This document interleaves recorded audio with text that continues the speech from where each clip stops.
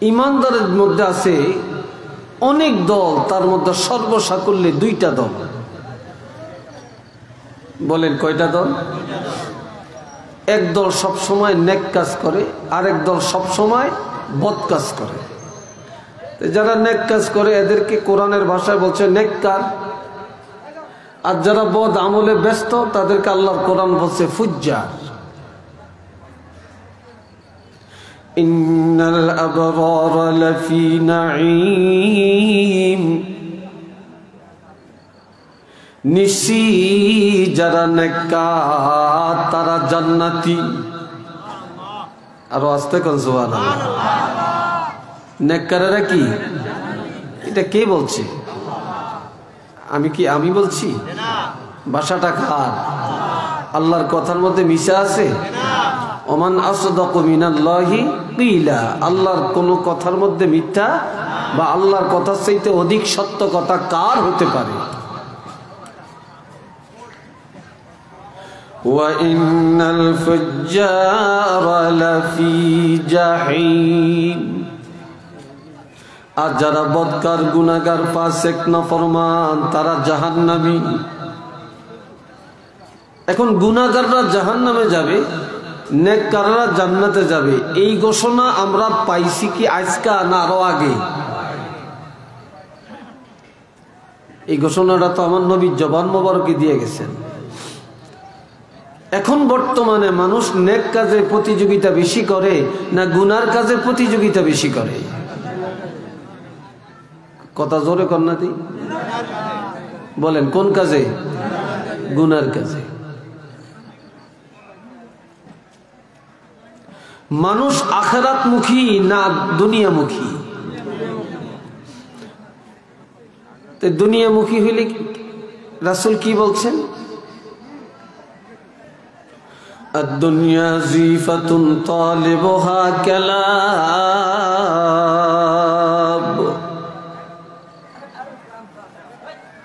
আপনাদের এই আটসাইল গ্রামে একটা মরা গরু, এই মরা গরুটা মরিয়া হইলা পচাদ আছে। এখন এটা খাওয়ার জন্য মানুষ দৌড়ায় না কুকুরে দৌড়ায়? হ্যাঁ, কুকুরে দৌড়ায়। এখানে এত কথা হচ্ছে কেন? কি ব্যাপারটা কি? এত কথা এখানে কি? তো আজকে ওখানে চলে না? হ্যাঁ,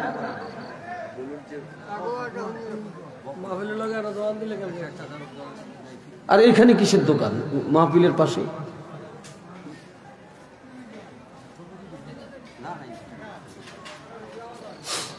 এ ভাইরা রে আমার, এই দুনিয়ার পিছনে যারা দৌড়ায় রাসূল বলেন তারা হলেন কুকুর। যারা বলেন তারা কি? আর দুনিয়া জিবাতুন, দুনিয়া হলো মরা জানোয়ার। আর এই মরা জানোয়ারের পিছনে যারা সারাদিন দৌড়ায় তারা হলো হায়ওয়ান, জানোয়ার আর কুকুর। এখন তো আমরা মানুষ সে হায়ওয়ান জানোয়ারেরও হার মানিয়ে দিছি। কথা ঠিক না? এই জন্য আল্লাহ বলছেন দুই জিনিসে মানুষ ধ্বংস হয়। বলেন কয় জিনিস? দুই জিনিস, বেশি না।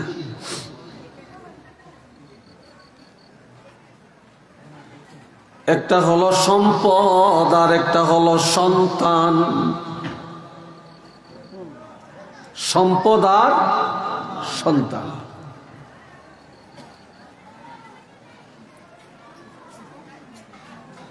ইয়া আইয়ুহাল্লাযীনা আমানু লা তুলহিকুম আমওয়ালুকুম ওয়ালা আওলাদুকুম আন যিকরিল্লাহ ওয়া মান ইয়াফআল যালিকা ফাউলাইকা হুমুল খাসিরুন। আপনারা হেমিসান কীর্তন আমার বইয়েছেন কীর্তন, আর একটু দেখেন, একটু বুড়িয়ার দিকে ভালো লাগে না কেন? হেমিছেন না, চাইবেন আমার দিকে। ও ইমানদারেরা, তোমরা ধ্বংস হয়ে যায় না, হালাক হয় না, বিপদে পড়ে যায় না সম্পদের কারণে। আর আল্লাহর ইবাদত থেকে সন্তানের কারণে গাফেল হয় না। যারা সম্পদের পিছনে দৌড়াইয়া সন্তানের মহব্বতে পড়ে আল্লাহর ইবাদত থেকে দূরে সরে যায়, দুনিয়ার পিছনে দৌড়ায়, ফাউলাইকা হুমুল খাসিরুন। আমার আল্লাহ বলেন তারা হলো বিপদগ্রস্ত, তারা ক্ষতিগ্রস্ত, তারা লাঞ্ছিত, তারা বঞ্চিত, তারা নির্যাতিত, তারাই হবে জাহান্নামী। একটু চিল্লিয়া বলেন না নাউযুবিল্লাহ।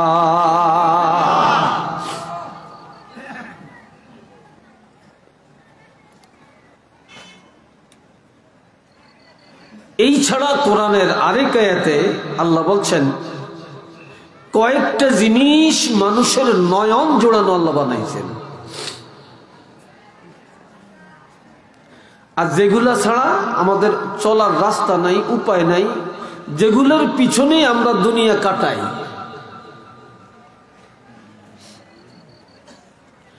যুয়্যিনা লিন-নাসি হুব্বুশ শাহাওয়াতি মিনান নিসাই ওয়াল বানিনা ওয়াল কানাতিরিল মুকানতারাতি মিনাজ যাহাবি ওয়াল ফিদ্দা ওয়াল কাইলিল মুসাওয়ামাতি ওয়াল আনআমি ওয়াল হারস যালিকা মাতাউল হায়াতিদ দুনিয়া ওয়াল্লাহু ইনদাহু হুসনুল মাআব।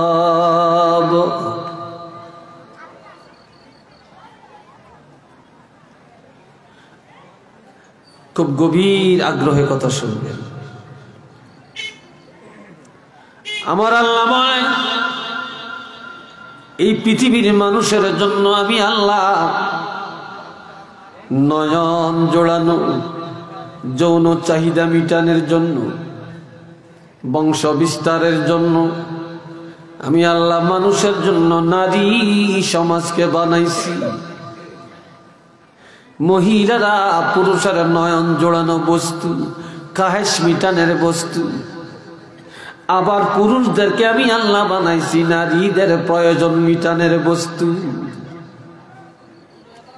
যেই মহিলার স্বামী আছে তার মন কত প্রফুল্ল, যেই পুরুষের স্ত্রী আছে তার মন কত প্রফুল্ল, যার নাই সেই তো বুঝে, ঠিক না?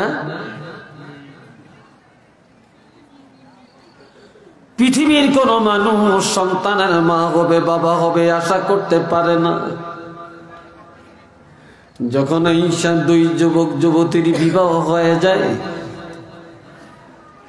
দাম্পত্য জীবন শুরু হয়ে যায়, তখনই আমার আল্লাহ আর একটা জিনিস নারী পুরুষের অন্তরে দিয়ে দেন, সেটা হলো ওয়াল বানীন,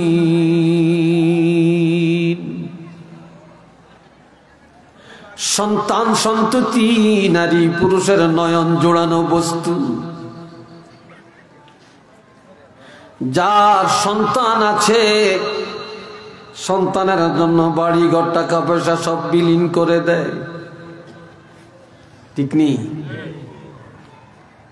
সন্তান আব্বা বলে ডাক দিলে, আম্মা বলে ডাক দিলে কলিজা শীতল হয়ে যায়। এই সন্তান বড় হয়ে কামাই করে খাওয়াবে আশা কেউ করে না, শুধু সন্তানের প্রেম প্রীতি ভালোবাসাটা চায়, ঠিক নেই?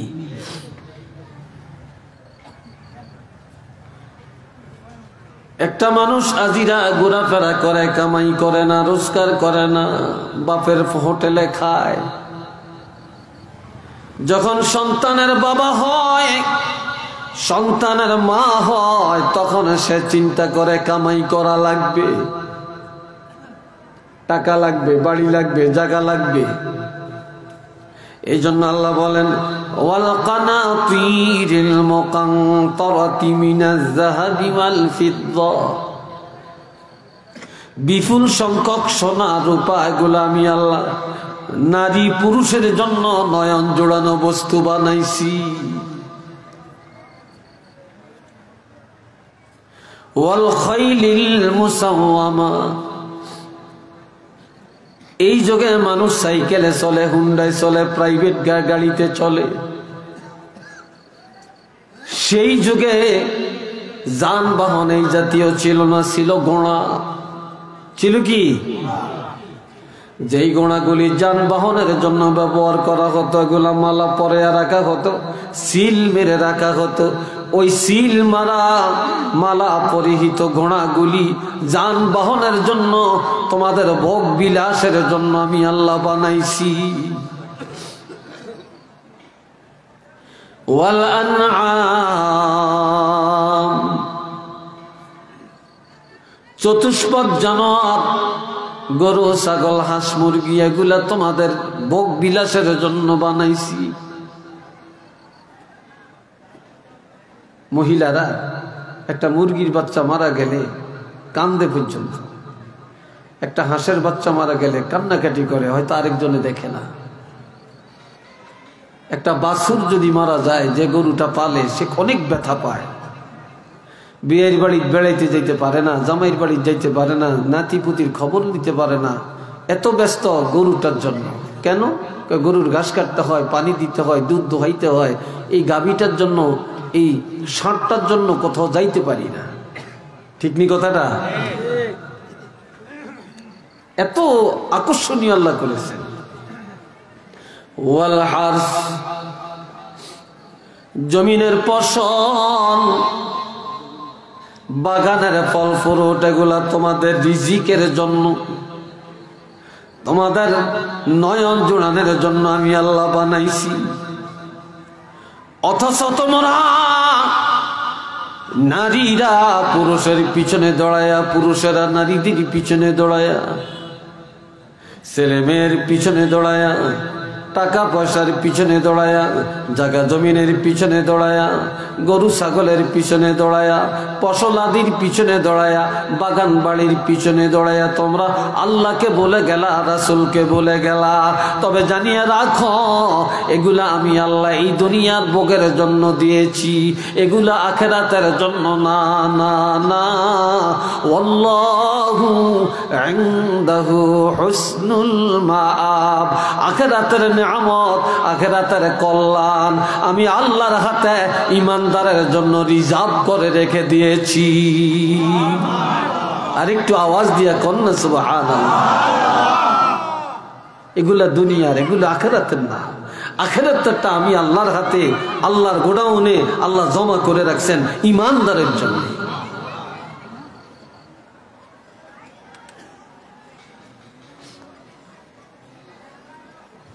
আল্লাহ এই জন্য আমার রাসূল বলেছেন,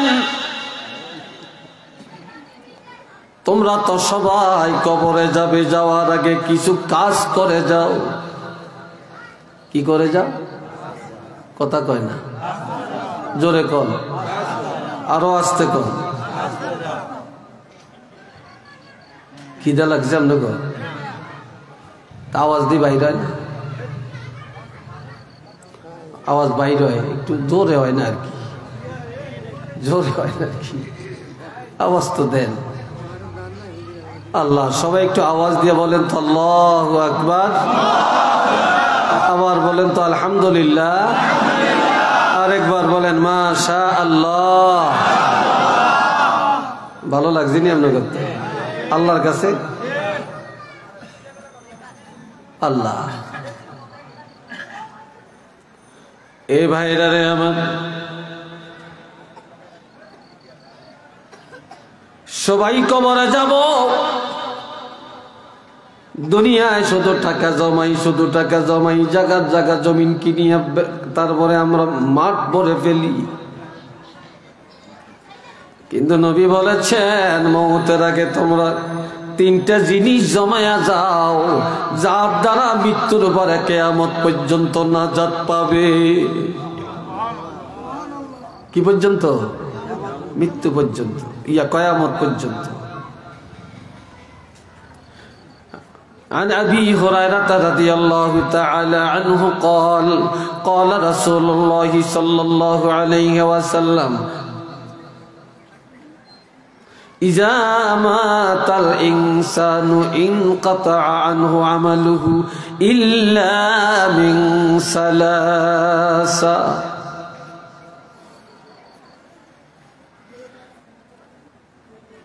হযরত আবু হুরায়রা রাদিয়াল্লাহু থেকে হাদিস, আমার প্রাণের নবীজি রাহমাতুল লিল আলামিন ইরশাদ করেন, মানুষ যখন মরে যায় সব আমল বন্ধ হয়ে যায়। যতদিন জীবিত আছেন নামাজ পড়া ফরজ, রোজা রাখা ফরজ, হজ করা ফরজ, যাকাত দেওয়া ফরজ, পর্দা করা ফরজ, নবীর রিসালাতকে মেনে নেওয়া ফরজ, কোরআন মানা ফরজ। কথা ঠিক কিনা? মা বাপের সাথে খেদমত করা কি? জোরে কর না, ফরজ। কিন্তু যখন মরে যাইবা তখন এই সব কোনো হুকুম তোমার উপরে থাকবে না, সব বন্ধ। ঠিক নেই? মরা মানুষ যদি 50 দিনও 1 মাসও যদি মাটির উপরে থাকে, এটার কি আমাদের কাফারা দেওয়ান লাগবে না? লাগবে না। 3টা আমল করে যাও, এই 3টা আমল মৃত্যুর পর বন্ধ হবে না, এটা জারি থাকবে। 1 নম্বর, ইল্লা মিন সাদাকাতিন জারিয়াতিন, সদকা জারিয়া করে যাবে। এই এখন আরেক দিকে যাচ্ছেন কেন? খুব নরম কথা বলছি আমি, এতক্ষণ নরম আর বলবো না।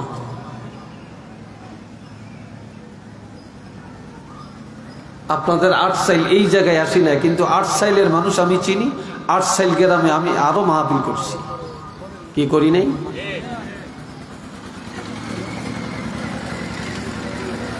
সবাই আমার দিকে তাকাবেন। বাবা যারা আমার খেয়াল করেন,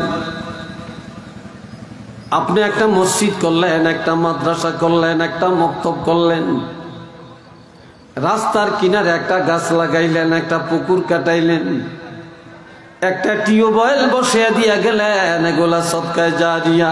আপনি যদি মরে যান সব আমল বন্ধ হয়ে যাবে, কিন্তু এই আমলটা বন্ধ হবে না, এটা কিয়ামত পর্যন্ত জারি থাকবে, আর আপনার আমলের মধ্যে সওয়াব লেখা হতে থাকবে।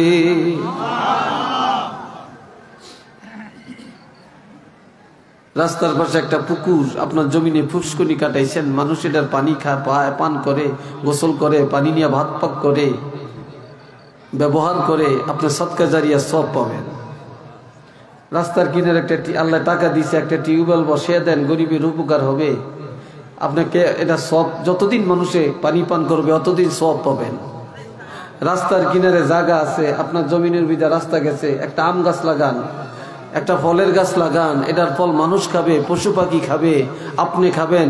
কত মানুষ এটা ছায়ার নিচে আরাম করবে, কত পশু পাখি আরাম করবে, আপনি এটা সব কবরে থাকিয়া পাবেন। আপনি আল্লাহর ওয়াস্তে মসজিদের বাটি আসছে, 10 টাকা দেন, 5 টাকা দেন, 100 টাকা দেন, আবার জায়গা দেন, জমিন দেন, মসজিদ করে দেন, মাদ্রাসা করে দেন, গরিবের দান করেন, এগুলা কিয়ামত পর্যন্ত আপনি সব পাইতে থাকবেন। আল্লাহর গোডাউনে আপনি এটা জমা করে গেলেন। কথা বুঝে আসছে? 2 নম্বরে, আও ইলমিন ইউনতাফাউ বিহি, দুনিয়ার পিছনে আমরা এমন দৌড়াই, এখন আর দুনিয়াতে আলেম পাওয়া যায়, তবে সংখ্যায় কম। দুনিয়াদার আল্লাহকে রাজি করার আলেম কম, কিন্তু দুনিয়াদার আলেমের অভাব নাই। ইখলাসওয়ালা আলেম তালাশ করলে পাওয়া যায় না, ফিতনাবাজ আলেমের অভাব নাই। কি ভাই কথা ঠিক কিনা? দুনিয়াতে পীর সাহেবের অভাব নাই, কিন্তু হক্কানি পীরের অভাব। ঠিক কিনা? হক্কানি পীরের অভাব আসেনি?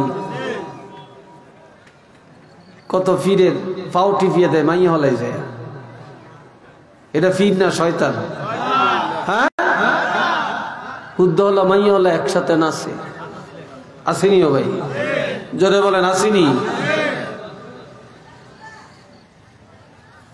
কিন্তু রাসূল বলেছেন তুমি আলেম বানিয়ে যাও, এলেম শিখো।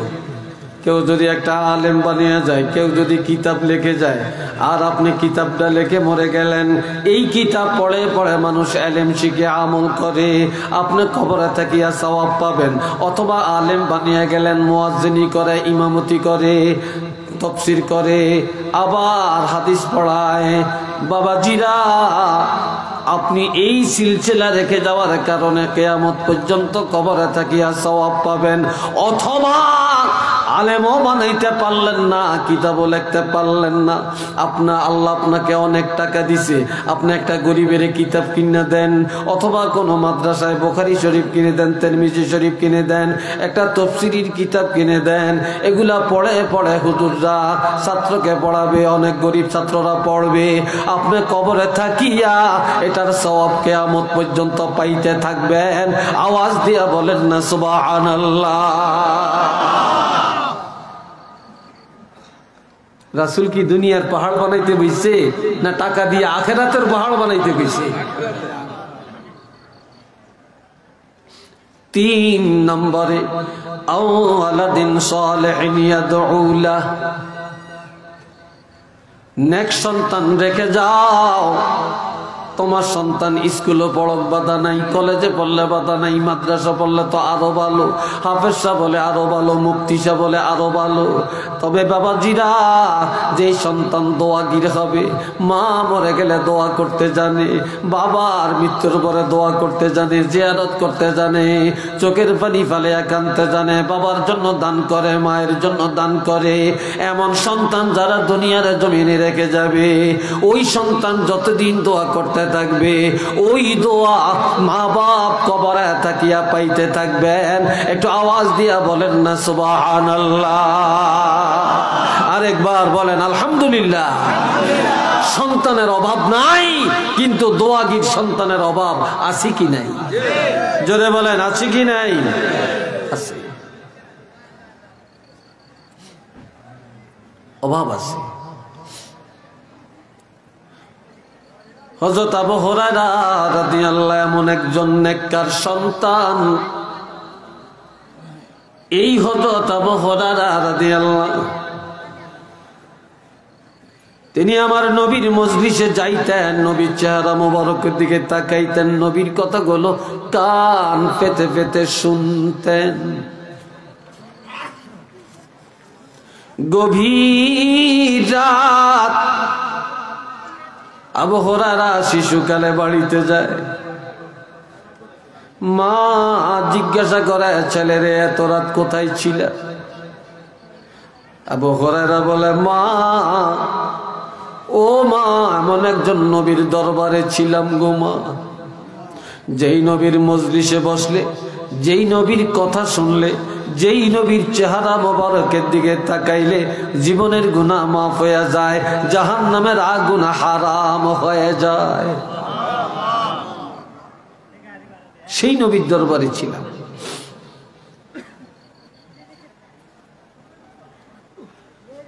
এখন আবু হুরায়রার মা এটা শুনে কয়, তুমি মুহাম্মদের কাছে ছিলে? কয় হ্যাঁ।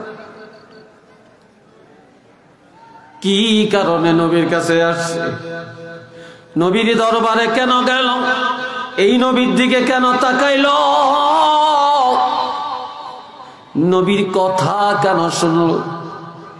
একটা লাঠি হাতে নিয়ে আবু হুরায়রার মা মারতে মারতে তাকে রক্তাক্ত করে ফেলল। মায়ের হাত থেকে ছুটে আল্লাহর হাবিবের দরবারে দৌড়ায়, কানতে কানতে। নবীজি জিজ্ঞাসা করে, আবু হুরায়রা রে, কিছুক্ষণ আগে আমার কাছ থেকে গেলা, এখন তুমি ক্ষত বিক্ষত কেন, রক্ত ঝরে কেন, কান্নাকাটি করছো কেন? আবু হুরায়রা বলে, হুজুর ইয়া রাসূলুল্লাহ, আমি কেন আপনার কাছে আসলাম, কেন আপনার কথা শুনলাম, কেন আপনার চেহারা মোবারকের দিকে মায়া করে তাকাইলাম? আমার মার কাছে কথাটা বলার পরে আমার মা আপনার কথা মানিয়ে নেয় না, আপনাকে সহ্য করে না। আমার মা আমাকে এমন মারা মারলেন, মারতে মারতে রক্তাক্ত করে ফেললেন। আমার নবী বলে, আবু হুরায়রা রে, যদিও তুমি আমাকে মায়া করো, আমাকে ভালোবাসো, তারপরেও আমার সাথে দুশ্মনী করে তোমার মা তোমাকে মারছে, রক্তাক্ত করে ফেলছে। তবে জানিয়ে রাখবা, আমি আল্লাহর হাবিব হতে পারি, আমি রহমাতুল লিল আলামিন হতে পারি, আমি নূরে মুজাসসাম হতে পারি, আমি শাফিউল মুজনিবিন হতে পারি, আমি খাতিমুন নাবিয়্যিন হতে পারি, আমি রাইসুল মুফাসসিরিন হতে পারি, রাইসুল মুফাত্তিহিন হতে পারি, রাইসুল মুহাদ্দিসিন হতে পারি। জানিয়ে রাখবা, আমি নবীদের প্রেসিডেন্ট হতে পারি, নবীদের সম্রাট হতে পারি, কোন কায়নাতের পয়গম্বর হতে পারি। তারপরও জানিয়ে রাখবা, তোমার মা যদিও ঈমান আনে না, তোমার মা যদি এখনো বেঈমান, তারপরেও মা হিসাবে তুমি সন্তান তোমার মারছে, কিন্তু আমি রহমাতুল লিল আলামিন হইয়াও তোমার মার বিচার করার অধিকার আমার হাতে নাই।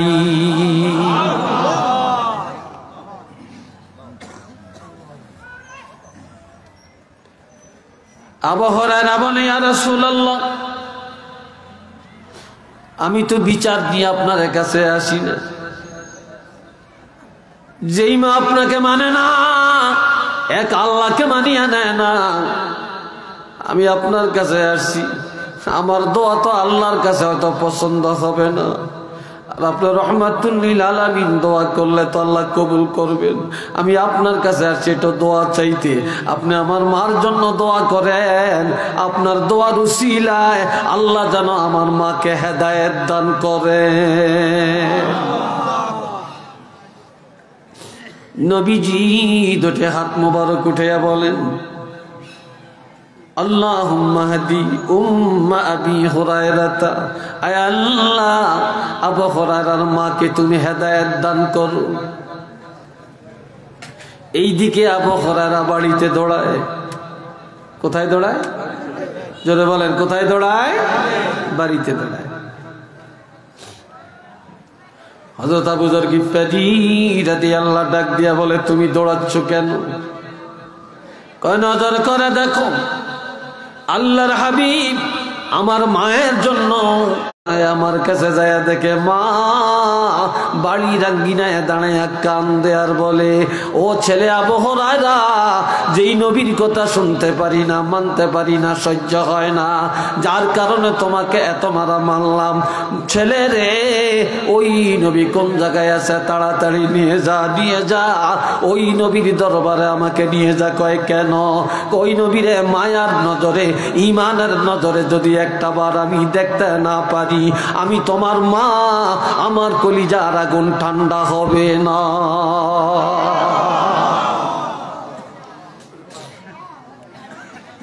দোয়া আগে যা পুষে যায়, একটু চিল্লিয়া কর না মারহাবা। এরে বাবারা, যুবকেরা, বাবারা কইছি তোদের সাথে আমরা মেহমান, তোরা যদি আমি কানো গেইটো দাঁড়িয়ে তো কিরম দেখা যায়? আমরা তো, তোরা তো দাওয়াত দিয়ে আমরা আনছ, আয় বাবা একটু বসো, দাঁড়িয়ে থেকো না, খারাপ দেখা যায়, সব বসে যান, খারাপ দেখা যায়। মোহাব্বতে পড়েন সাল্লাল্লাহু মুহাম্মাদ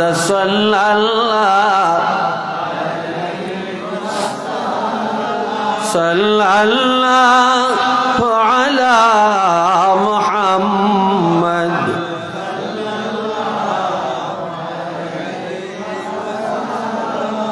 আওয়াজ দিয়ে সবাই বলেন আলহামদুলিল্লাহ। আল্লাহ, আমার ভাইয়েরা খেয়াল করেন, আমার দিকে চান, এখনো মানুষ হেমি চায়। আপনারা এই পর্দার কাপড়টারে টাইম না ইয়ে নয় না লাগান, এই পর্দার কাপড়টা টাইন নাই এন অন্য লাগান, খালি থাকলে হিচি দিয়া খালি রাখেন, এই কোনা দিয়া খালি রাখেন, ইন্দা এটা ঘুরিয়ে দেন, এটার টাইম নাই এন অন্য লাগান। হ্যাঁ, খালি থাকলে হেকিনে যেতাম, এই কর্নারি দিয়ে খালি রাখেন। আল্লাহ এত হাঁটাহাঁটি করিয়েন না, বেশি দৌড়াদৌড়ি করিয়েন না। আমি আবার একটু বেতাইল্লা টাইপের মানুষ, এই এত হাঁটাহাঁটি আর এত দৌড়াদৌড়ি পছন্দ করি না, ভাল লাগে না। এটি ওয়াজ তো ওয়াজ, আমি কি এখানে রংবাজি করতাম আছি, না রূপবানুর কিচ্ছা কইতাম আইছি, হ্যাঁ, না গান গাইতাম আইছি?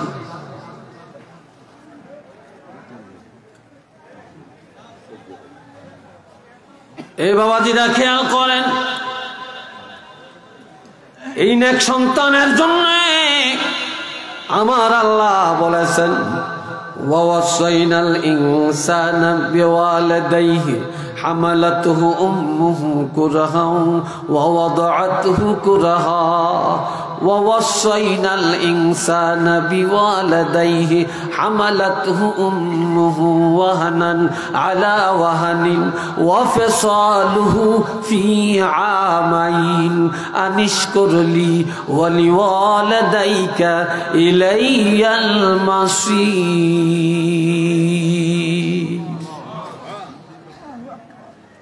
কেউ হাত দিকে দিচ্ছেন না, অন এইটারা কাম করে হেগো দিকে চান কিনতেন। হায় হায়, এটা তো দেশের একটা চিরাচরিত অভ্যাস নাকি? আমার আল্লাহ বলেন, আমি আল্লাহ দুনিয়ার মানব জাতিকে ওসিয়ত করলাম। কি করলাম? আমি ওসিয়ত করলাম, আমি উপদেশ দিলাম, আমি আল্লাহ নির্দেশ দিলাম, অর্ডার দিলাম, দুনিয়ার সব মানুষ যেন তাদের মা বাপের সাথে সৎ আচরণ করে, পিতা মাতার সাথে যেন কোনো অবস্থায় বেয়াদবি না করে, মা বাপের মনে যেন কষ্ট না দেয়, বিশেষ করিয়া মায়ের সাথে যেন সৎ আচরণ করে।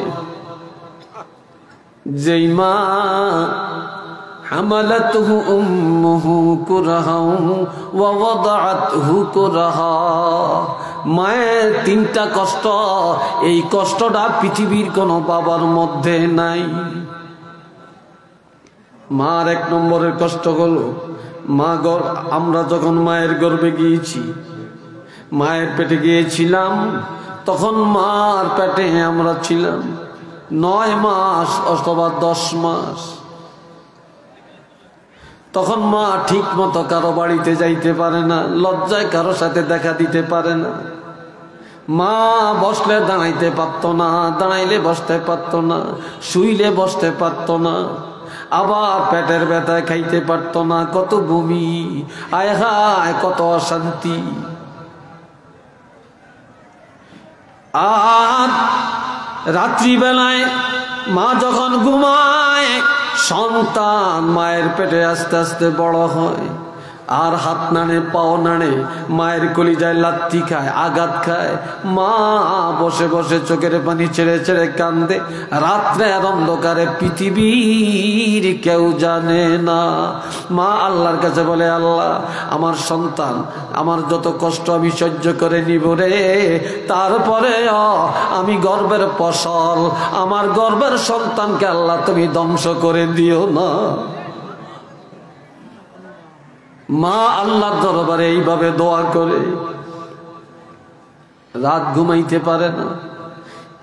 সন্তান মায়ের গর্ভে যখন যায়, এই গর্ভ অবস্থায় মাগনের কষ্টের খবর পৃথিবী কোনো পিসাব জানে না, অলি আল্লাহ জানে না, বড় লোক জানে না, রাজা বাচ্চা জানে না, ধনী গরিব জানে না, পৃথিবীর কোনো পুরুষ বলতে পারবে না, এই মায়ের কষ্টের খবরও বলতে পারবে না।